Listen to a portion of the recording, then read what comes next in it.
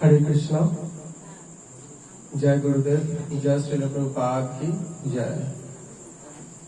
तो आसुन श्री गुरुदेवेर कृपाय आमरा कृष्ण कथाय आसबो। तो श्रीमान महाप्रभु जिनि राधा कृष्णेर मिलित तनु, সেই মহাপ্রভু তার বিশিষ্ট ভক্ত রায় রামানন্দকে বলেছিলেন, অর্থাৎ রায় রামানন্দকে উদ্দেশ্য করে সকল জীব সমাজকে বলেছিলেন যে কিবা বিপ্র কিবা ন্যাসী সূত্র জ্ঞানে নয়, যেই কৃষ্ণ তত্ত্ববেত্তা সেই গুরু হয়। অর্থাৎ আমাদের লোক সমাজে একটা প্রচলিত ধারণা আছে যে গুরু হতে হলে অবশ্যই তাকে ব্রাহ্মণ বংশে জন্মগ্রহণ করতে হবে। তো সেই ব্রাহ্মণ আচরণশীল হোক কিংবা নাই হোক, তবু তিনি পবিত্র, তার কাছ থেকেই দীক্ষা গ্রহণ করা প্রয়োজন। কিন্তু আমরা সমাজে থাকলেও সমাজের এই ভ্রান্ত ধারণাগুলোকে মেনে নিতে পারি না। শ্রীমান মহাপ্রভু আমাদেরকে এই শিক্ষা প্রদান করেছেন যে গুরু যে কোনো ব্যক্তি হতে পারেন, তার যোগ্যতা থাকলেই। তিনি যদি যোগ্য হন, তার সেই যোগ্যতাটা কি না, তাকে কৃষ্ণ তত্ত্ববেত্তা হতে হবে।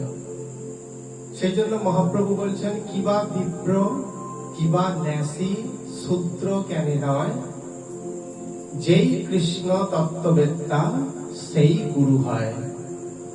কিবা বিপ্র মানে ব্রাহ্মণও হতে পারে, মানে ব্রাহ্মণ কুলে তার জন্ম হতে পারে, অসুবিধা নাই। কিবা ন্যাসী, তিনি সন্ন্যাসী হতে পারেন। কিংবা সূত্র জ্ঞানে নয়, বা সূত্রই বাদ যাবে কেন, তিনি সূত্রও হতে পারেন।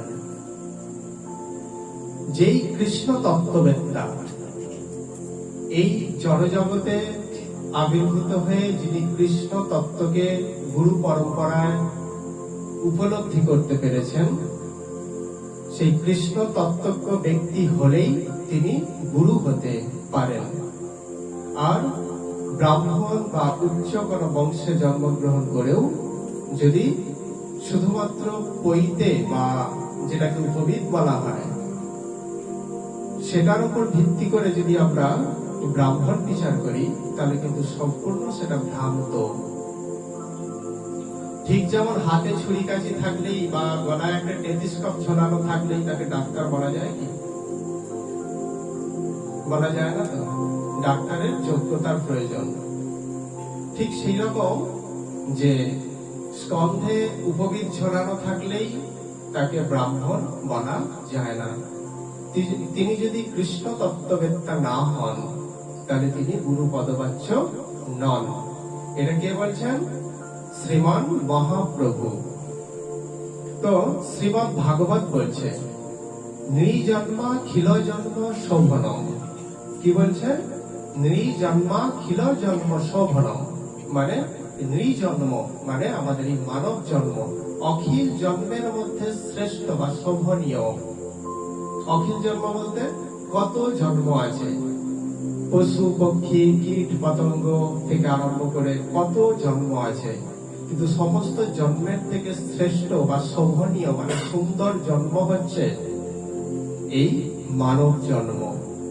কিন্তু এই যে সুন্দর মানব জন্ম আমরা লাভ করেছি, সেই মানব জন্মটাকে কিভাবে সফল করতে হয় জীব কিন্তু সেটা জানে না। ঠিক যেমন একটা শিশু, তাকে সুন্দর একটা ফুলের তোড়া এনে দেওয়া হলো, সেই ফুলের তোড়াটা কি করা উচিত? রক্ষণাবেক্ষণ করা, অর্থাৎ একটা ফুলদানিতে জল দিয়ে সেটাকে রাখা সুন্দরভাবে। কিন্তু সেই যদি না জানে তার ব্যবহারটা, কি করবে? ওই নিয়ে খেলতে খেলতে ফুলগুলোকে নষ্ট করে ফেলবে।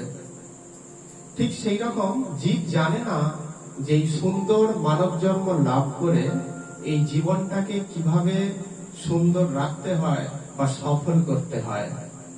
তাই আমাদের জীবনে একজন শ্রী গুরুদেব বা সৎ গুরুদেবের বিশেষ প্রয়োজন, যিনি হলেন আচার্য, অর্থাৎ নিজে আচরণ করে জীবকে শেখান বা জগৎকে শেখান। তিনি হলেন প্রকৃত শিক্ষক, যিনি মায়াবদ্ধ জীবকে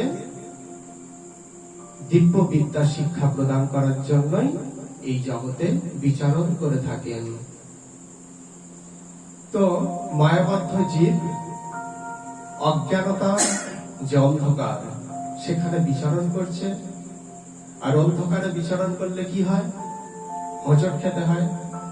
এই সংসার রূপ অন্ধকার যে স্থান, সেখানে অন্ধকারে পরিভ্রমণ করছে আর হোঁচট খাচ্ছে।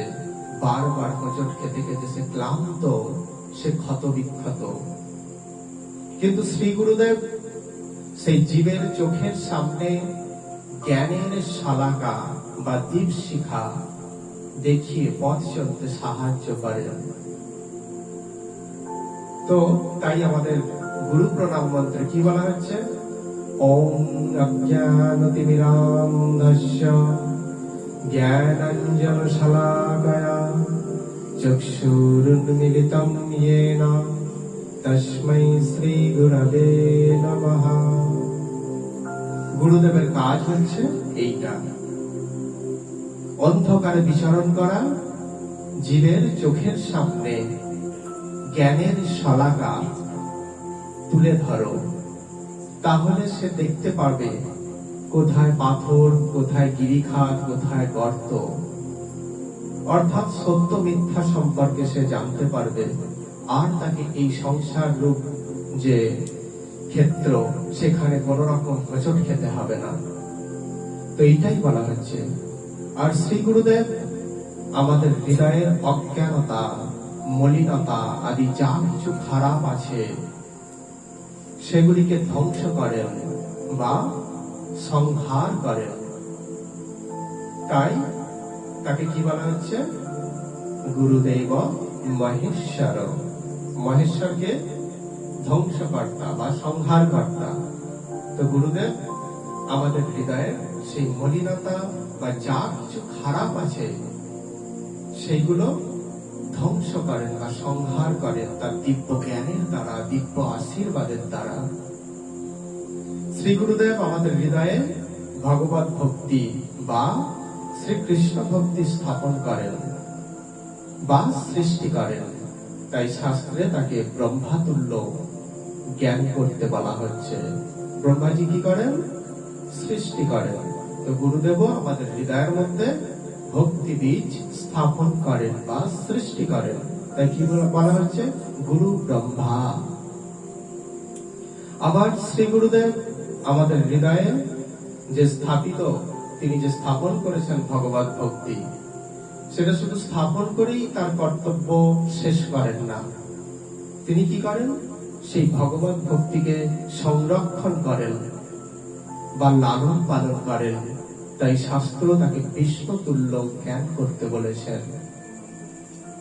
আবার সেই গুরুদেবের মধ্যে যেহেতু পরম ব্রহ্মের শক্তি বিদ্যমান, তাই তিনি হলেন পরম ব্রহ্মতুল্য। তাই শাস্ত্র কি বলছেন?